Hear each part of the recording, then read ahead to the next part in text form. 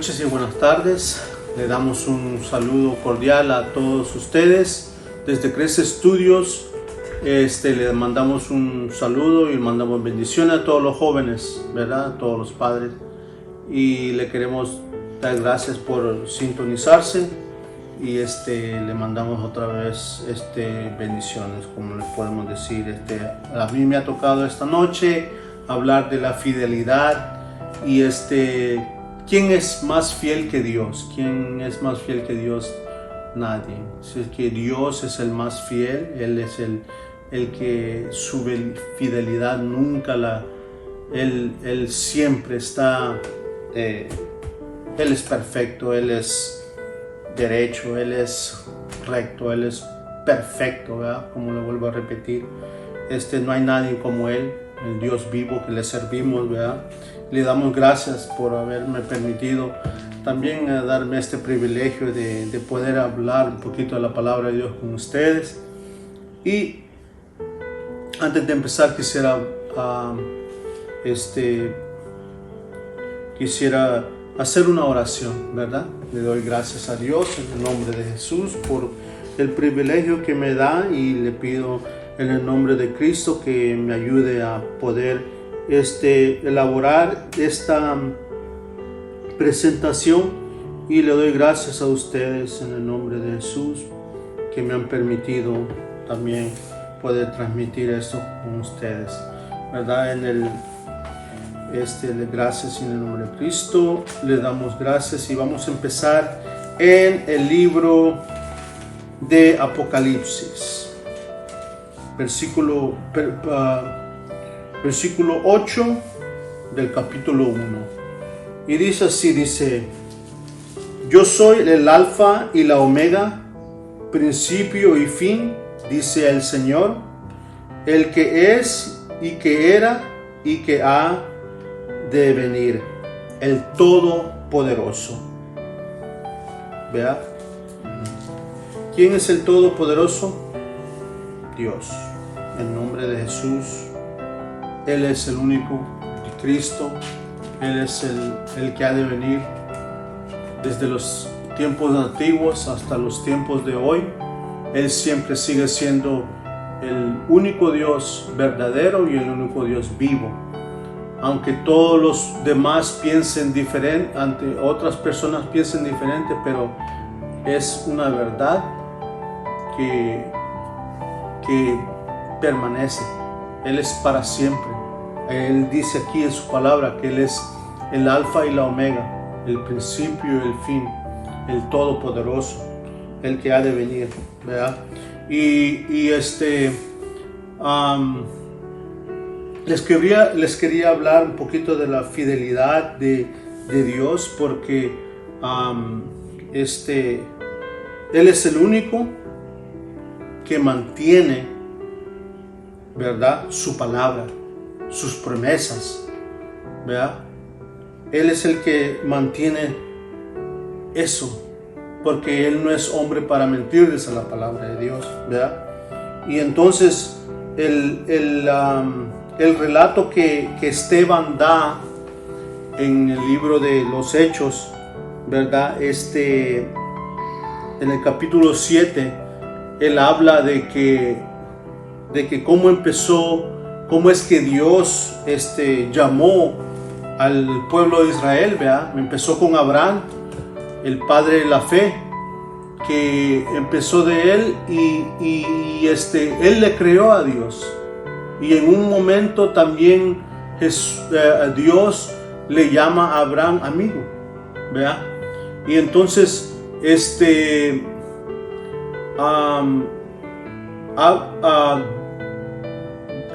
Dios habla con Abraham y es como que si Dios cuando habla con él es como que si no como que si Dios fuera vulnerable, pero tienen esa conexión de que se conectan, porque Él le cree a Dios y Él tiene esa comunicación con Él. Y es bien bonito porque cuando uno se pone a hablar con Él y a orar con con Dios, todas las promesas que Dios tiene para con uno cuando uno empieza el caminar y todo eso, pese a que uno va a tener tribulaciones, va a tener pruebas y todo eso, pero es porque nosotros es necesario que nosotros empecemos a tener esa fe con Él y tener ese acercamiento y que también tengamos esa delicadeza de conocer de Él por medio de su palabra, ¿verdad? Porque por medio de la palabra de Él, Él nos va a dar ese entendimiento, va a entrar en nosotros. Y nosotros vamos a abrir el corazón y los vamos a hacer vulnerables a la palabra de Dios. Como dice la palabra de Dios en Hebreos, que es una espada de doble filo y que penetra hasta el alma, ¿verdad? Y que llega hasta las coyunturas y también discierne los pensamientos de uno. Y la palabra de Dios, cuando uno la viene a escuchar, empieza a entrarle al ser humano esa conciencia que Dios le da para que sea sensible a las cosas de Él, ¿verdad? Pero tenemos que anhelar esto y tener esa comunicación para que nosotros podamos sentir su presencia, ¿verdad? Sentirla. Entonces, viene en el capítulo 6 de Esteban, dice un relato antes, cuando lo arrestan a Esteban, dice que él era lleno de gracia y de poder, dice, ¿verdad? Y nadie podía, digamos, discutir con él de Jesús, de Dios, porque él tenía mucho conocimiento, ¿verdad? Entonces, era un joven que estaba armado, estaba lleno del Espíritu Santo, y Esteban lo dio todo y estaba dispuesto a morir por Cristo. Ese es el gran amor que Dios les pone al ser humano cuando conoce a Dios, cuando se mete en las Escrituras y entra en todo eso. Y él estaba dispuesto porque él murió por Jesús. Y si Jesús dice en su palabra que si tú salvas tu vida por salvarla, pero si pierdes la vida por Jesús, es ganancia, digamos, vas a tener una vida eterna con Dios, ¿verdad? No quiere decir que vamos a someternos a puro sufrimiento, no. Vamos a vivir apartados de este mundo. Estamos en este mundo, pero apartados de este mundo, porque Él nos aparta de este mundo.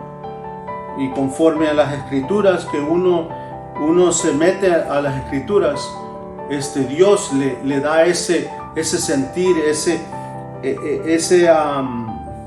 esa conciencia que nosotros necesitamos para sentirnos confiados que Él siempre va a estar ahí. Mire, y lo voy a leer, dice el capítulo 6, versículo 8 de Hechos, dice: y Esteban, lleno de gracia y de poder, hacía grandes prodigios y señales entre el pueblo. Entonces se levantaron unos de la sinagoga llamada de los libertos y de los de Cirene, de Alejandría, de Cilicia y de Asia, disputando con Esteban. Pero mire, oiga esto, pero no podían resistir a la sabiduría y al espíritu con que hablaba. Él se había llenado de todo esa palabra, de ese conocimiento del Dios Padre, de Jesús, cómo Jesús sufrió, quién era Jesús, y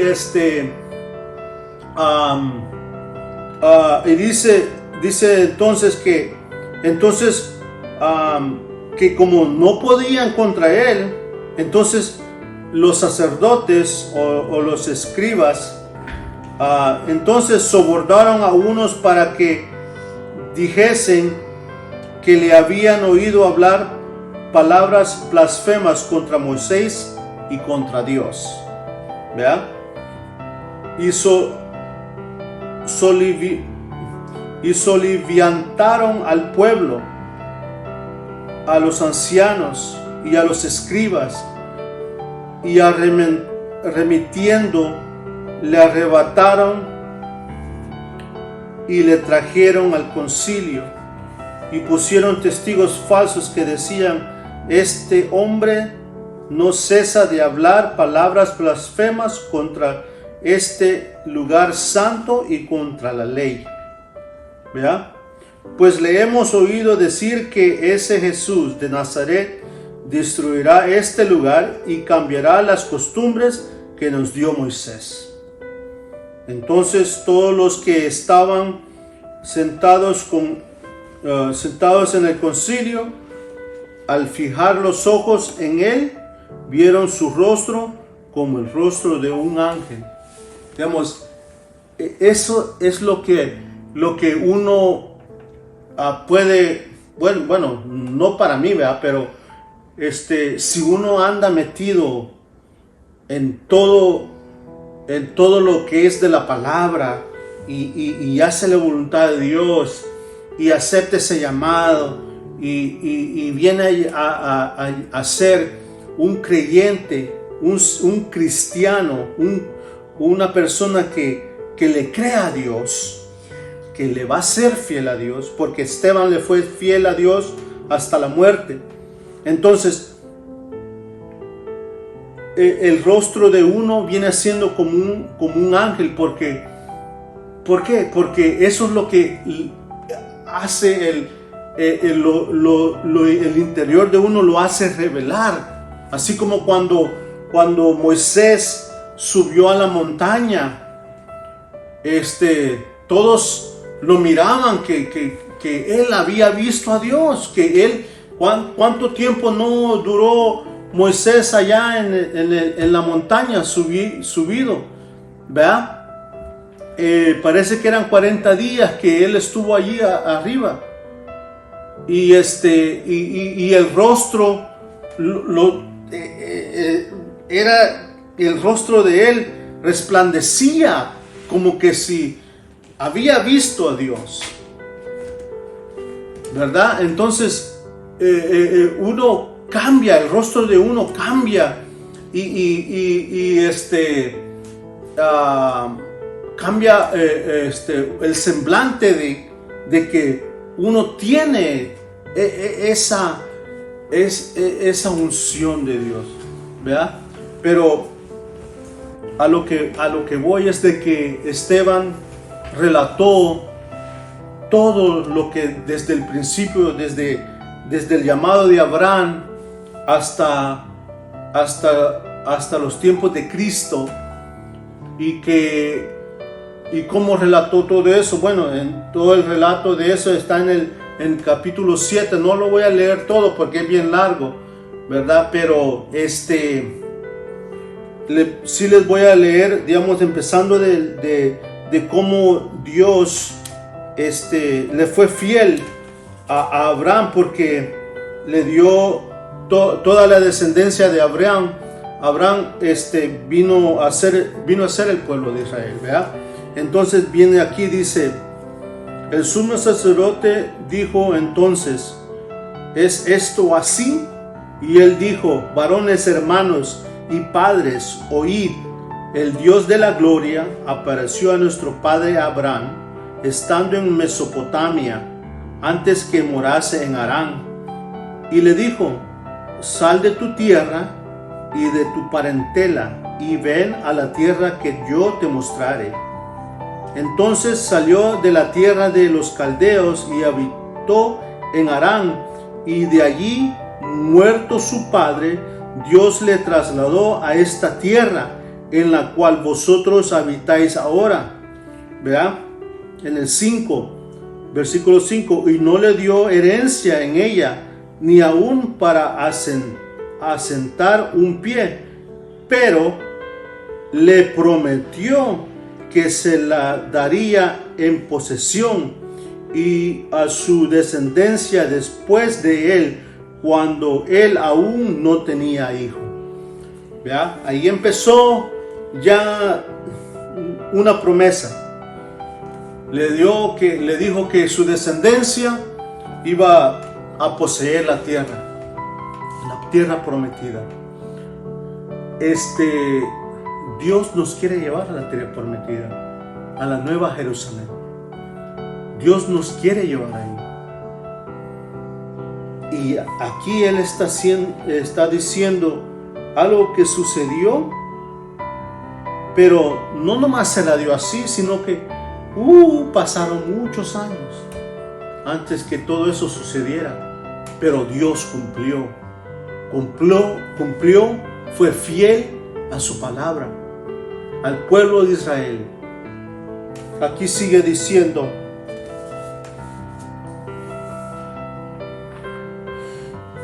y le dijo Dios así, que su descendencia sería extranjera en tierra ajena, y que los reducirían a servidumbre y los maltratarían por 400 años. Mas yo juzgaré, dijo Dios, a la nación de la cual serán siervos, y después de esto saldrán y me servirán en este lugar. Digamos, Egipto vino siendo la nación que Dios vino y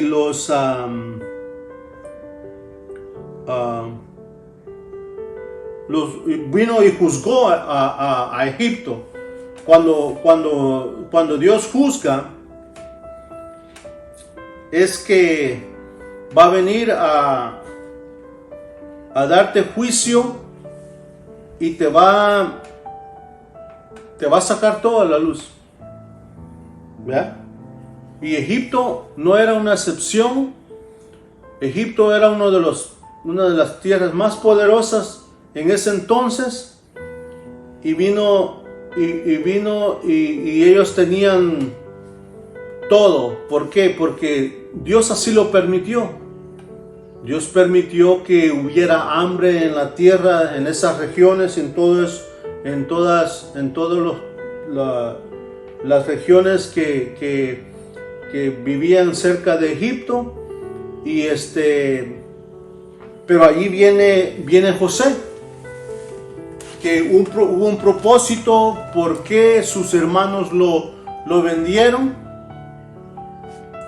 Porque aquí mismo dice Esteban de que sus hermanos por envidia, por rencor, lo vendieron como esclavo. Y vino Dios y aunque él pasó por tribulaciones, pero él mantuvo la fe y él mantuvo lo que su padre le había enseñado, aunque era un joven. Pero José vino a ser el segundo el que mandaba en Egipto después de Faraón. Porque Dios, cuando Dios te agarra y Dios te escoge, Él puede hacer de ti alguien grande. Pero también esa grandeza viene con responsabilidades, viene con responsabilidades que uno tiene que tener, y seguir siendo una persona humilde porque José sí les puso trampa a sus hermanos, pero era porque él quería ver a su padre y a su hermano, ¿verdad? Y él podría haberlos metido a la cárcel, podría haberlos tomado venganza, pero no tomó venganza, sino que amó a sus hermanos y más que invitó a toda la familia, y fueron como 75 personas que vinieron a Egipto. Pero después que murió José, dice Esteban, que llegó a ser vino otro faraón que no conocía a José, pero ya aparece entonces el pueblo de Israel. Los hijos de Jacob se habían multiplicado en gran manera, dice la palabra de Dios. Y allí es cuando viene ya Moisés, y que Moisés vino a ser el que los libertó y los sacó y los trajo a la tierra de Canaán, donde fluía leche y miel. Y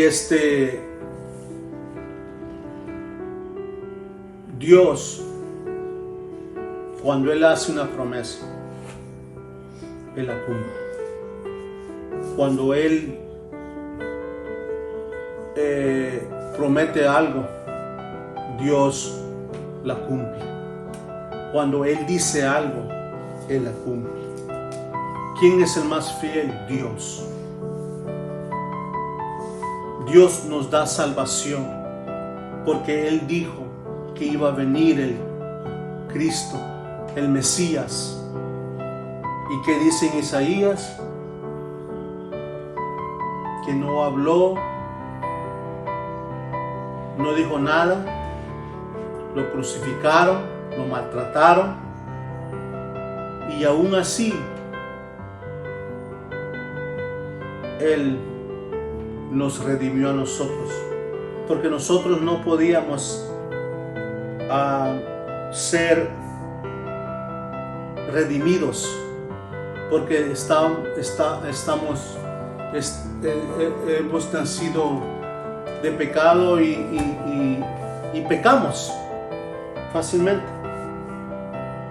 Todo lo que es de la ley, todo lo que la ley dice, la ley es la que enseña nuestro pecado.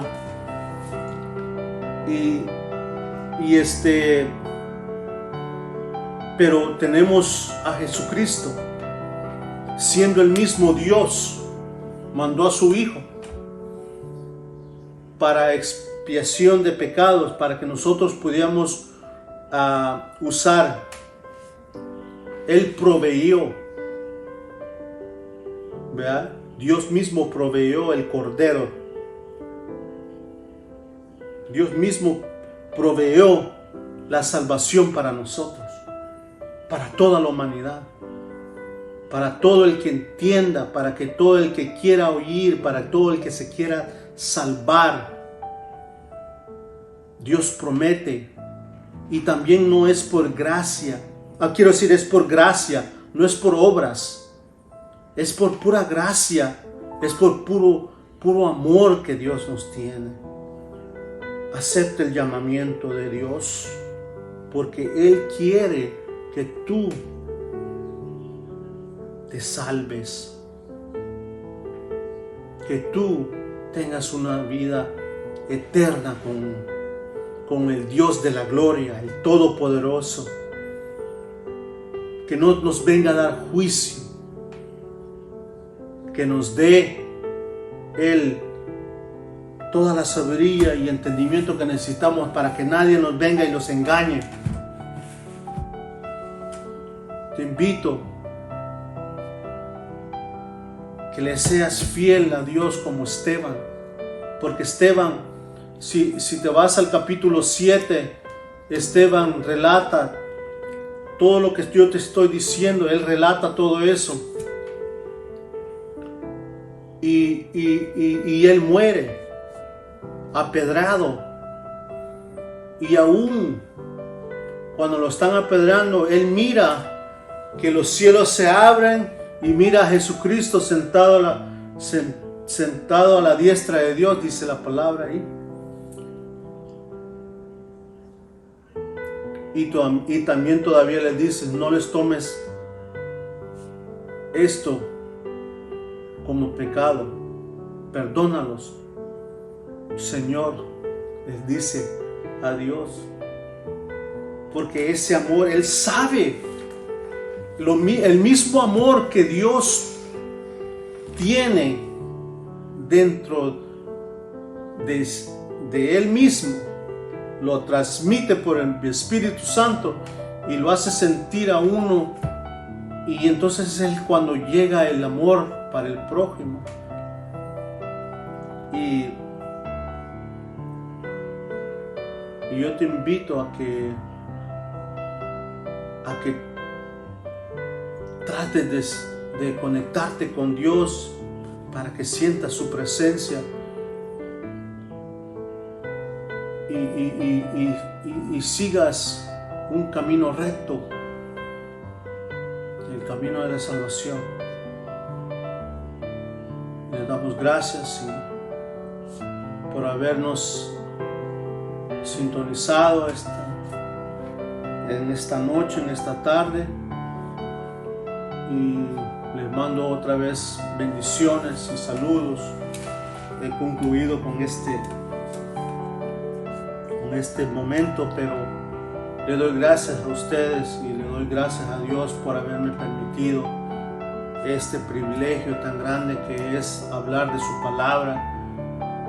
Dios es fiel, es el único fiel y es verdadero, y Él quiere que nosotros todos nos salvemos, dice, y no perezcamos. Saludos y hasta pronto. Amén.